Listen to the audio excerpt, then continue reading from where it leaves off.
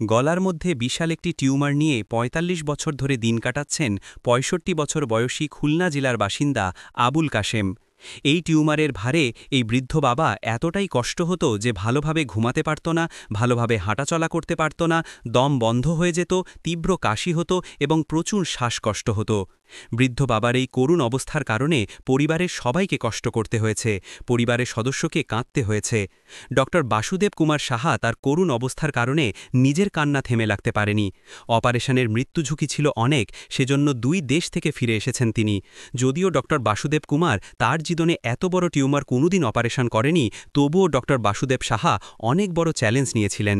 তিনি বলেন, সেই সময় তিনি শুধু সৃষ্টিকর্তাকে দেখেছিলেন যেন অপারেশন সাকসেসফুল হয়। ডক্টর বাসুদেব কুমার সাহা পুরো টিম নিয়ে সৃষ্টিকর্তার নামে অপারেশন শুরু করেন। অপারেশন হয় অনেক দীর্ঘ সময় ধরে, বিকেলে শুরু করেন এবং মধ্যরাতে শেষ হয়। তিনি ভয় করছিলেন এত দীর্ঘ সময়ে অজ্ঞান থেকে জ্ঞান ফিরবে কিভাবে। অপারেশন থিয়েটার থেকে যখন তিনি জানালেন অপারেশন সাকসেসফুল হয়েছে, তিনি জ্ঞান ফিরেছেন, চোখ খুলে তাকিয়েছে শোনা মাত্রই আল্লাহ বলে চিৎকার করলেন তার মেয়ে, হাউমাউ করে কাঁদলেন তার ছেলেরা। তাদের এই কান্নার কারণে ডক্টর বাসুদেব কুমার সাহা তার বাবার কথা মনে পড়লেন। কতই না ভালোবাসতেন তিনি তার বাবাকে। তিনি আরেকটি বাবাকে টিউমার থেকে সৃষ্টিকর্তার কৃপায় বাঁচাতে পারলেন। মুহূর্তেই তিনি কান্না করে দিলেন। তার এই কান্নার মধ্যে লুকিয়েছিল তার বাবাকে খুঁজে পাওয়ার আনন্দ। স্যালুট জানাই আপনার মতন ডাক্তারকে।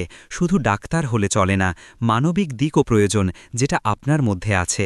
আপনাকে আমরা যেরকম মানবিক এবং দায়িত্বশীলতার সাথে যে চিকিৎসা দিতে দেখছি এবং আচার আচরণের রসিকতায় সব মিলিয়ে আপনি নিজেকে ভালো মানুষের পরিচয় দিয়েছেন দেশবাসীর কাছে। সত্যি, যদি আপনি বাস্তব জীবনে এরকম একটা মানুষ হন, তাহলে নিঃসন্দেহে বলতে হয় সৃষ্টিকর্তার এই পৃথিবীতে এখনও ভালো মানুষ রয়েছে। সবাই ডক্টর বাসুদেব কুমার সাহার জন্য দোয়া করবেন।